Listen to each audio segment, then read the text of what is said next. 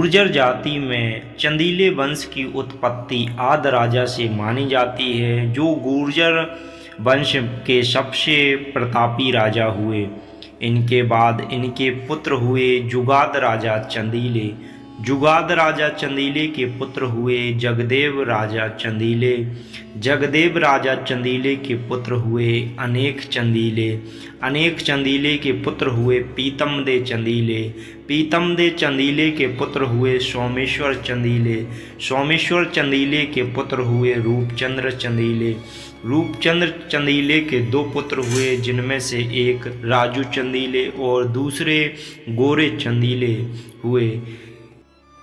चंदीले वंश का शासन दिल्ली के आसपास बसे क्षेत्रों पर हुआ, जिसमें गढ़राजौर प्रमुख था। इस पर चंदीले वंश की कई पीढ़ियों ने राज किया और इसके बाद राजू और गोरे गढ़राजौर के अंतिम राजा हुए, जिन्होंने राजौरगढ़ रियासत पर अपना राज किया। चंदीले वंश के शासनकाल में ही राजौरगढ़ रियासत में नीलकंठ महादेव के मंदिर का निर्माण कराया गया। साथ ही उसके पास कई और मंदिर भी उस समय बनाए गए, जिन्हें बाद में मुगल आक्रांता औरंगजेब की सेना ने तहस नहस कर दिया था। बस वह नीलकंठ महादेव मंदिर को नुकसान नहीं पहुंचा पाया था। जब उसकी सेना नीलकंठ महादेव मंदिर को तहस नहस करने के लिए आगे बढ़ी, तब वहां पर एक दिव्य ज्योति प्रकट हुई, जिससे डरकर मुगल सेना भाग गई और उन्होंने नीलकंठ महादेव मंदिर को कोई भी नुकसान नहीं पहुंचाया, परंतु उसके आसपास जितने भी मंदिर थे उन सभी मंदिरों को तहस नहस कर दिया। राजू और गोरे चंदीले के दो पुत्र हुए। राजू चंदीले के पुत्र का नाम कारसदेव था और गोरे चंदीले के पुत्र का नाम सूरपाल था।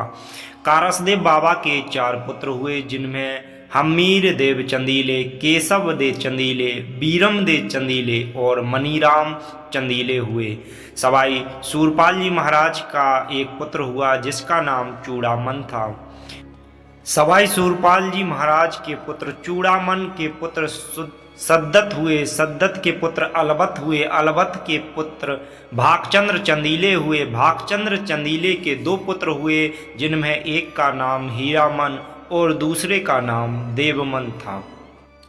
जिन हीरामन देव की सवाई सूरपाल जी महाराज और कारसदेव बाबा के साथ पूजा की जाती है, वह सूरपाल देव के संती थे। उनका जन्म सूरपाल देव की 5वीं पीढ़ी में हुआ था।